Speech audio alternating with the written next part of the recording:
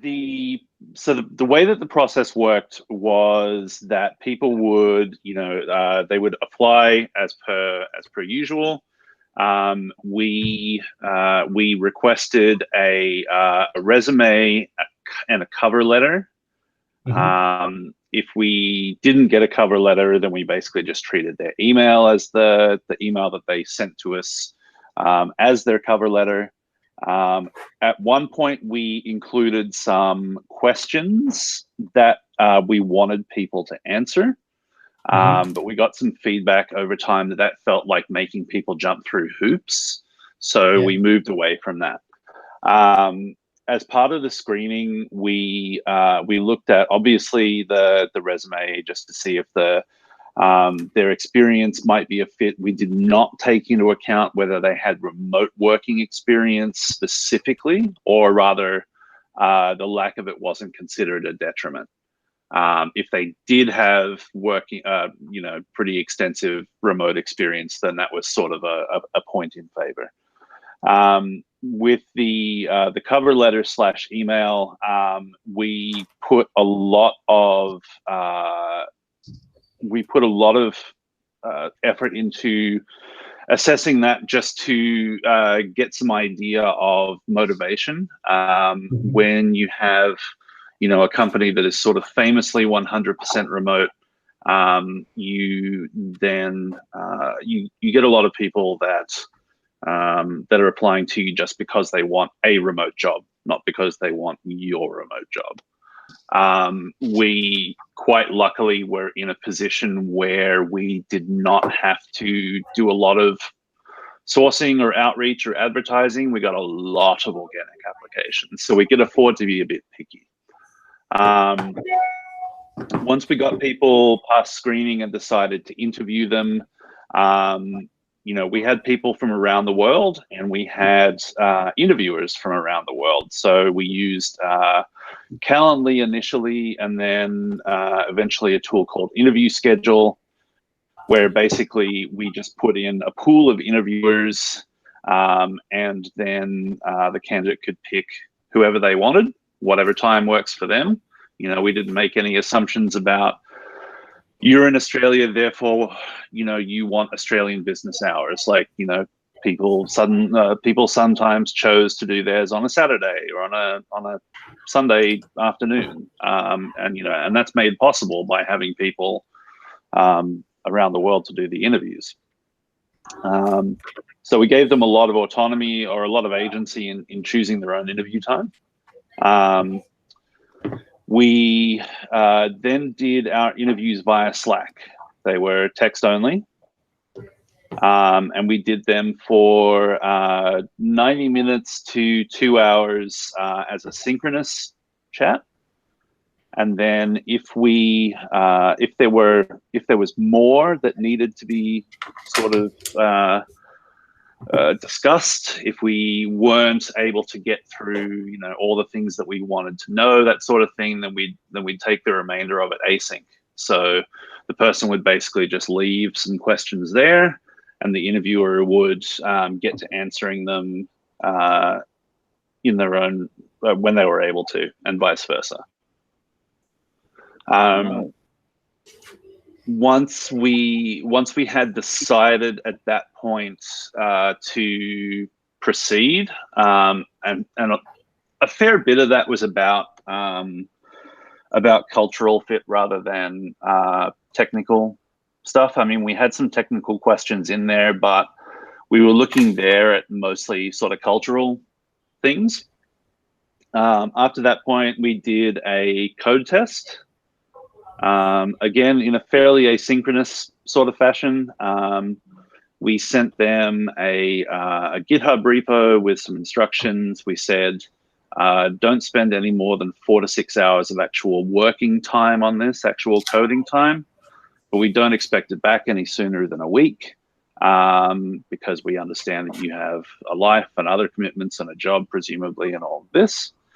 And if people needed more time, then we gave it to them. Once we got that back, we assessed it, provided them with feedback, and decided whether or not to move on to the next stage, which was a paid trial. So we would give them a trial project.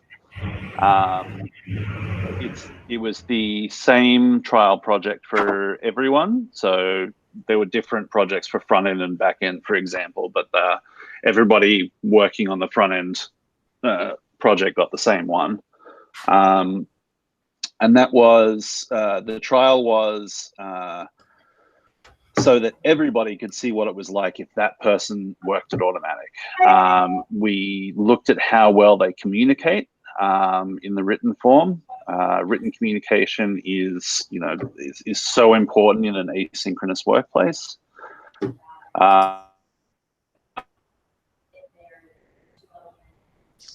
We also looked at how they responded to feedback. There was not uncommon for people to self-eliminate by getting feedback on their code and either flipping the table or just ignoring it, which helped us to really eliminate people who from past experience just would not be successful. Yeah, and then once the trial concluded and we decided to make them an offer, that was pretty much that. The trial took the place of a probation period, so there wasn't a probation period after that. How long the trial? Yeah, how long? Yeah. So it depended on how much time the person had to give to it, because everybody's it was very candidate driven, as was the code test. To the point actually where the metrics that we use to measure our own recruitment performance could not take into account the time that the candidates spent on the code test and the trial, because it was entirely their doing. We had no influence on how much time they spent on it. So typically it ran for about 2 to 8 weeks. We had people who were doing it full time because they were in between jobs or had taken some annual leave to do it. We had people that had 3 hours a week on alternate Tuesdays to do it.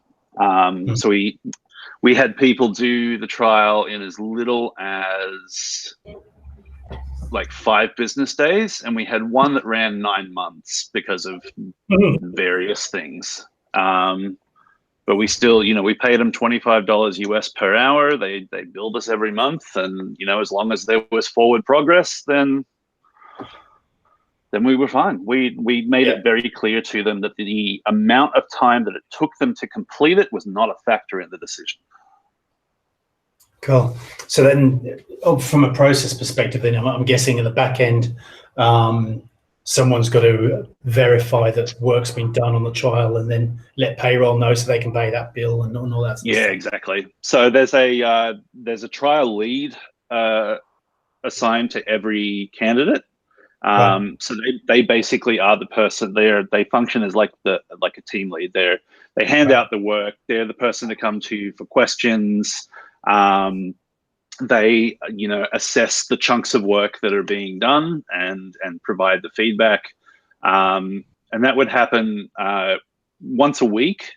There would be here are the things that we think are going well. Here are the things that we think could use some improvement, and we would actually give them one of 3 assessments saying, if everything continues as it is, you have every chance of being hired. There are some things to work on, but you're looking good. Or there are some things that are going to need to be improved for you to have a reasonable chance of being hired. Yeah. So pretty consistent, pretty consistent, constant feedback. Right. Yeah. Cool. And all of this, I should add, was pretty much being done text only. So when I joined Automattic, I didn't see somebody's face on a video chat until the 3rd day that I started working there. Right. I was reading an article where it talked about the whole tech site. That's because you do all your internal communication via a message board, isn't it? Yeah, so all of the internal communication is either Slack or internal blogs called P2s. Yep. I had 2 hours of face-to-face time with people per week, and that was it. I had one one-on-one and one team chat, and everything else was text. Cool. Toby, I'm sure you probably did, when you did things like getting feedback on the hiring process, so anecdotally, what was the sort of feedback from candidates around sort of interviewing totally remotely?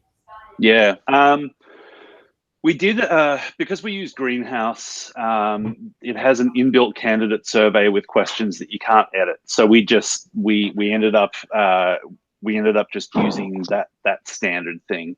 Right. And it does have a question about how they found the interview process and that sort of thing.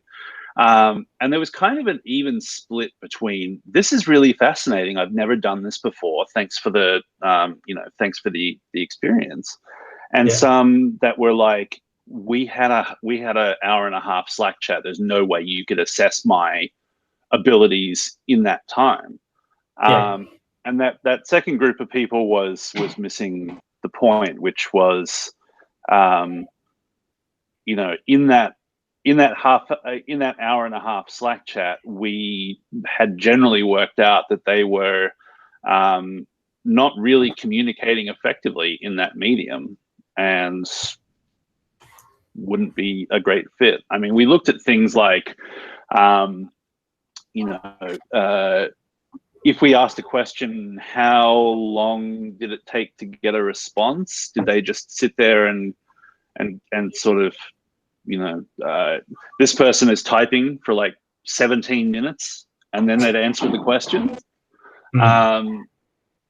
Did they, give us like little short atomic responses to sort of keep the conversational flow going, or did they write a paragraph? Stuff like that. Yeah. So, I mean, I'm guessing for a business that works entirely remotely, is it fair to say that some of your selection criteria might be that we value really great comm skills over being a fucking great engineer? If we can get both, that's cool. Yeah. But if we had to go one way, we'd pick great comm skills because we can teach the engineering stuff. 100%. Yeah. Yep. The P2s, the internal blogs, they work really, really well as a form of documentation, because for any feature or for any product, we have 14 years of history in these blogs. That is not only you look at documentation for a piece of software, and it's usually just, this is what we built, this is the end state, this is how it works, right? It's like history being written by the winners. But if you look back to when the original idea was conceived, and you look at the first idea, and then all of the comments and all of the discussion and all of the things that people tried and that didn't work, and all of this, it's context. Yeah. Which is something that you don't normally get in documentation. It's usually locked up in somebody's head. And even if that person's head is still at the company, it might be 2 a.m. where they are. Yeah. And if you need to know, why something is the way it is, then having those blogs there is a great way to do it. You plug them into an Elasticsearch instance and you can find anything you need. And so for that reason, being able to write and to communicate effectively and concisely is like a non-negotiable skill. Yeah. Cool. And from a hiring manager's perspective, I'm guessing then your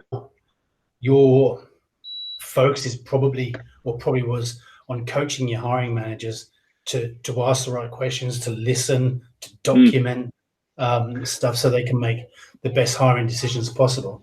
And I know from experience, it's just as easy to to get bias in a video interview as it is face to face. You know, within the first few seconds, you go, "I fucking hate this person." But then you surprise yourself 20 minutes later and you go, "Actually, they were fucking great." You know, yeah, you still do that on video as well. But from a hiring manager perspective, I'm guessing when you can't be at every interview and coach everyone because they're on different time zones. You know, at Message Media or at Zendesk, you know, we'd sit on interviews and you'd be coaching your hiring managers. You can do that because you're in the same time zone and in the same location. That's kind of easy. But when you're in different time zones, different locations, harder to do. Yeah, so the way that it worked, we didn't actually have hiring managers involved. We had interviewers that were volunteers from the engineering organization. Right. But we didn't determine the team that somebody was going to go into until the very end of the process, until we made them an offer. So we had a sense of what they were like as an engineer and where they would best fit. And, you know, given the amount of time that it might take, the team that actually needed somebody at the end of the process, not necessarily who was looking at the beginning. But in terms of coaching interviewers, so we had an onboarding process for them where they would shadow an established interviewer, and then in turn that person would shadow them. So we got them up to speed so that they were you know, doing things in a way that was most likely to eliminate bias. We required everybody to go through both Facebook and Google have video material available on eliminating bias, which is handy. So we had them go through that. But the other thing was that the format, it kind of helps to eliminate, it kind of helps to combat bias. In a lot of circumstances, just because of the nature of, you know, not being familiar with, you know, names around every corner of the globe, I could not tell you the gender of the person I was speaking to. Right. I could tell you what country they lived in, but I couldn't tell you their ethnicity or what they looked like. So that was a factor. And then we had a rubric as well, which was, I think, 4 different areas and then a set of questions within each. And you didn't have to ask all the questions. You could pick whatever questions you wanted. But for each of those, we had examples of what a good answer, an okay answer, and a not so good answer looked like. So it's inherently a bit of a subjective process, but we tried to build in as much objectivity as we possibly could, just to ensure we basically wanted to ensure that no matter who the interviewer was that you ended up getting, your interview performance would have the same result. And Toby, you mentioned the focus predominantly on culture. What were the indicators that you used to determine culture over text? So mostly around the engineering culture was kind of a big one. So we looked for, we had questions that sort of focused on things like, you know, you come across a problem that's outside your area, you know, how would you handle it, or how have you handled it? What else? And did you measure those responses against your creed? I read your creed. That was quite a substantial kind of statement. Yep. Yeah, we did. That was kind of the basis. The creed has sort of it's changed a little bit over the years, and there's more emphasis on diversity in it now. But it's one of the major things about Automattic is the level of autonomy that people have, which is a bit of a double-edged sword. You know, I've said to people before that one of the best things about working at Automattic is that anybody can pretty much do anything they want. And one of the worst things about working at Automattic is that pretty much anybody can do anything they want. So there's a level of autonomy that everybody is trusted with. And, you know, culturally, some people are just not built to handle that. You know, whether it's environmental or fundamental to them, you know, there's questions like, you know, if you notice this problem, they can sort of reveal this underlying cultural incompatibility where it's like, oh, well, I'm gonna, you know, go to my supervisor and ask what to do, and what if they leave the decision with you? Oh, well then, you know, I'd ask somebody else what to do, or that sort of thing. So it's very much about, you know, the culture that developed, particularly within the engineering org, of just, you know, self-sufficiency and experimentation and throwing things all against the wall to see what sticks. Yeah. I mean, it's stuff like that is great for product development. It's less great when you have the design org, the customer support org, and the engineering org using 3 different ATSs. Yeah. Right. Yeah. Continue challenge. Yeah. I'm guessing though.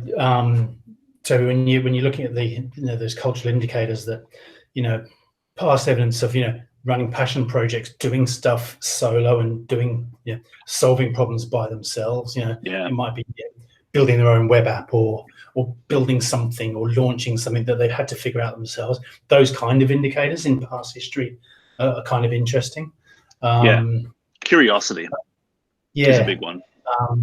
I was about to say, I guess that's harder for people that are younger that haven't worked as long, but it's actually bullshit, isn't it? Because there are kids out there taking apart computers and rebuilding them to see how they work. So I think if you've got that natural curiosity, you've got it at a younger age to as much as you do at an older age. I think we de-emphasized things like, you know, side hustle or passion projects, because it's from a, you know, a D&I standpoint, having time for that sort of thing is a privilege. It's not something that everybody has. I mean, you know, there are lots of people, for whatever reason, who you know, they work their 9 to 5 and then they go home and they don't touch a keyboard again. You know, whether that's by choice or by force of circumstance. And we tried not to exclude those people who didn't have the luxury of doing side hustles. But you know, even within the bounds of a 9 to 5, you can demonstrate curiosity by, you know, solving problems in new and different ways, or evaluating new technologies, or that sort of thing. Cool. Beautiful. Anything else you wanted to ask, Scott? No, I was it's interesting, Toby. I was just reading an article on Automattic prior to coming in, so I had all this kind of information, and the whole text interview was something that just fascinated me. So, you know, do you get a lot of, or many candidates that just self-selected out when they realise that was the way that they'd be kind of communicating? Yes, we had, because of the length of the process, we had people drop out at different places. It was relatively rare for people to get to the end of just a text interview, the initial one, and to say, you know what, this really isn't for me. People would then self-exclude at the code test if they realized that they weren't up to scratch technically, and that's by design, so that's fine. People dropping out during the trial was relatively rare for it to be, if this is the work, then I don't want to do it. Like, I've seen your stack now and I've seen how you work and I don't really want to do it this way. But it did happen. And then, you know, we did occasionally have people get to the end of a year or 2 years with the company and go, you know what, remote just isn't for me. I need people. I need to be in an office. Yeah. It's not going to happen. Yeah. Any idea, anecdotally, what sort of percentage that would be? So attrition in the engineering org on a yearly basis was sub 5%, and relatively few of those, probably about one every 18 months to 2 years, was in the remote isn't for me bucket. Right. Okay. So very low. Yeah. Relatively low. The attrition being low to begin with doesn't give us a big data set to work with.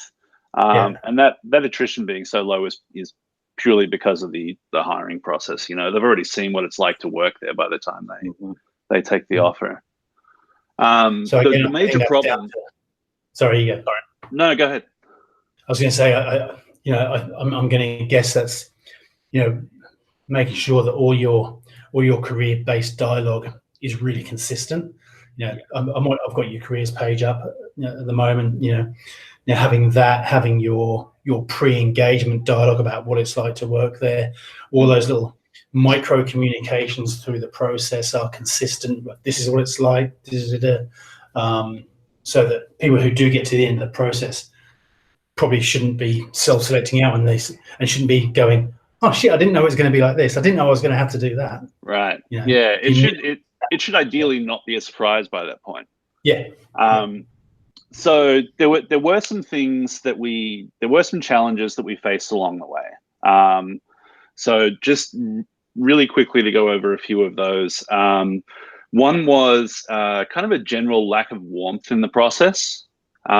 So it's pretty impersonal to send in a job application via email, to get an email back that says book your own appointment time, to then have a text chat with some faceless somebody at the other end of the line, at the other end of the Slack channel, to then be emailed a code test and to say come back to us when it's done.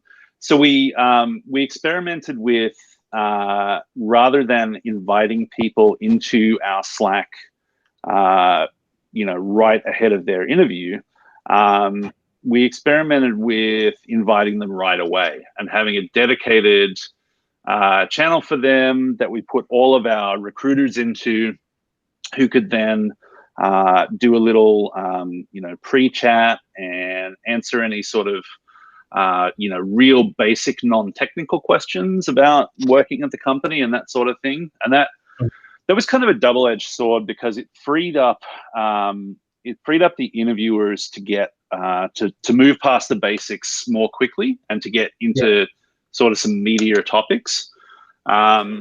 But the time commitment for us was just massive. So it didn't really work out to do that. Did you have any integrations into your ATS for that as well, where those chats were going into the ATS, so showing on for hiring managers then jumping in? Yeah, we built our own tool that automated a lot of the process. So it would create the Slack channel for us and send the invite. Once the process was complete, we could then copy a transcript of the entire candidate channel into Greenhouse. And then we would periodically audit those for interviewer feedback and that sort of thing. Cool. Yeah. Nice. Another issue we had was, as I mentioned earlier, we had questions that were in the job posting to begin with, and one of the things that we struggled with pretty hard, the whole 2 years that I was there, was that we couldn't really get our percentage of women applicants to shift appreciably. So we ran this survey, or this research piece, and I'll send you a link to that when we're done here, where we talked to senior women in engineering roles about the kinds of things that they look for when they're looking for a new job, the reasons that they start to look around, the things in a job posting that they consider to be red or green flags, the things in an interview process that would, you know, make them consider dropping out, that sort of thing. And jumping through hoops was a big one. You know, just sort of, we already had a bit of a bias against, you know, trick questions because, you know, trick questions really only exist to prove how smart the interviewer is. Like, they're not useful in any way. But having questions on the job posting, it feels to some people like the same sort of thing. Like you're proving, you're being asked to prove that you're not an idiot by the fact that you read the whole post. Well, you know, that's kind of juvenile in a way. So we got rid of those. We made some changes to the job posting. We, you know, knowing that there is a difference between how many of the requirements somebody on the job posting that somebody thinks that they meet determines whether or not they'll apply. I mean, men will apply if they meet 70%, and women will, if they miss one tick box, then they won't apply. So we made some changes to the wording. We mandated that everything had to be run through Textio and score 95 or above. For more inclusive language, we generally wanted our ads to skew a little bit female if we could.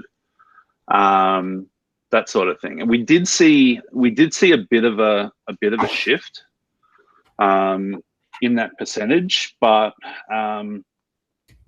US law being what it is, collecting gender data is tricky. You can't mandate that people provide your gender, that sort of thing. What I will say is that we had, by some means, whether it was word of mouth or something else, we had a pretty dramatic uptick in Lgbt applicants over time, and that was really gratifying to see. Nice. Right. Nice. Why is that, do you think?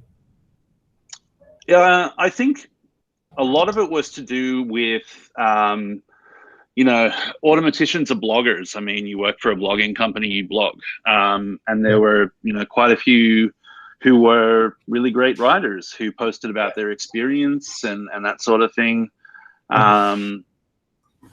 And, you know, it becomes kind of a little bit of critical mass. I mean, you have one queer person who writes a blog about how great their experience has been, and then, you know, that causes the next person to apply, who then blogs, and so on and so forth. So cool. Nice. Mate, thank you so much. That's really helpful. Yeah, cool. Thank you. I'm really looking forward to seeing the results of your survey too. Yeah. Well, I can tell you. I can talk you through some. I was going to say some early data, but it's quite late data, really. I think we're this late last week. I said to the guys, I'd love us to be able to get 200 responses.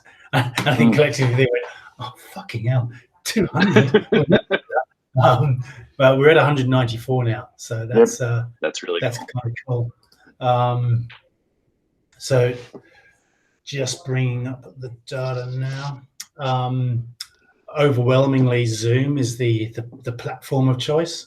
40%. Next closest, Microsoft Teams, 18%. So that's interesting. 64% said they didn't find any difference in determining technical fit. Okay. Assessing candidates' communication and interpersonal, 44% said no difference, 38% said decreased effectiveness, and 17% said increased. Determining candidates' team and organizational cultural alignment, 59 were no difference, 33 were it's harder, and 7% said it was better. Strange. Okay. The ease of managing and scheduling, overwhelmingly, people said it was increased. There's interesting how these numbers have changed since yesterday. Overall effect on the recruitment process, 35% said increased, 33 no difference, and 31 decreased. So yesterday it was a lot flatter across the board. It was very, very close. There's some slight movements there today. The technical issues were the drawbacks, so connectivity and poor audio, with being uncomfortable on camera, so being relatively high, just over a quarter, and visual distractions for interviewer. And in the text answers that we got back, overwhelmingly, I'm just reading here now, reduction non-verbal cues, hard to pick on general vibe, not the same as in being able to identify body language, lack of full body language experience, lacks human touch and connection, difficulty establishing rapport, very hard to read body language. So it's interesting that the majority of people, albeit a very small majority, thought that video interviewing was delivered an increased effectiveness, but pretty much everyone's gone, it's hard to, it's not as personal, it's hard to gauge some of this stuff. So some of the feedback you've given us, and I think really ties into some of that. So when I think about the process, but then out the other side, I think there's some really interesting stuff that we can do. I think some of the big post-it notes that I've written on, I think being clear with expectations. Big one I've got is autonomy isn't for everyone. It really isn't. That's true. So I think through your hiring process, you need to recognize that you could be interviewing some great engineers, but they're not necessarily going to be your best hires because your criteria for what makes a good hire are changing. Yeah, absolutely. The great comms, the ability to work autonomously are probably more important than being a great engineer, because as we've said, you can teach that. So again, I've written down spend more on L&D. So if you're going to reduce your cost, the cost of office space, and you're going to go remote, then you need to be spending more on L&D and coaching and all that sort of stuff. So where you spend your money changes to get the same outcome. So to me, that's kind of interesting. Yeah, I think if what comes out of this is that the businesses stop thinking about cultural fit and more about cultural contribution, then that's going to be a great thing. I mean, cultural fit a lot of the time is basically just code for is like me, and if you can't assess that text only conversation, then the only thing that you can start really assessing is this person going to bring something to my team that I don't already have? Is this person, if I have a team that is fairly, disengaged or fairly quiet or seems a bit over it, is this person the live wire that's going to actually build some culture in my team?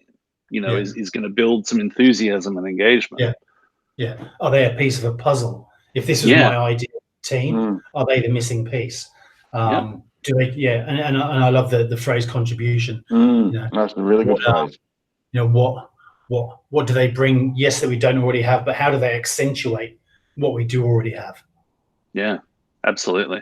Yeah, cool, brilliant, mate. Thank you again. Thank you so much. I'm thinking out loud. We're probably not going to have anything out until the end of the week. It's going to take us at least a few days to really sort of synthesize all this and have a couple of other conversations and talk internally about what this all means and how we're going to present it. But the parts out of this discussion that we'll publish, I'll send over to you. Make sure you're comfortable with them, with how we've represented you. So we wouldn't have your voice out there without you saying okay. Appreciate that. And mate, when we're all back to normal and your swelling's gone down, come into town, I'll shout you at lunch to say thank you. We'll have a few that beers sounds great. and stuff. And it goes without saying, if there's anything that comes up for us, like client-wise, that we think is a good fit, and you're available and you're interested, then hey, that's a conversation I'd love to have. Awesome. That sounds great to me. Oh, really nice to meet you, Toby. Yeah, you too, man. Thanks so much for your time, guys, and thanks for the good chat. Thanks, buddy. Thanks, buddy. All right. Bye. Have a good one. Take care, mate. See you, Scotty. See you, son.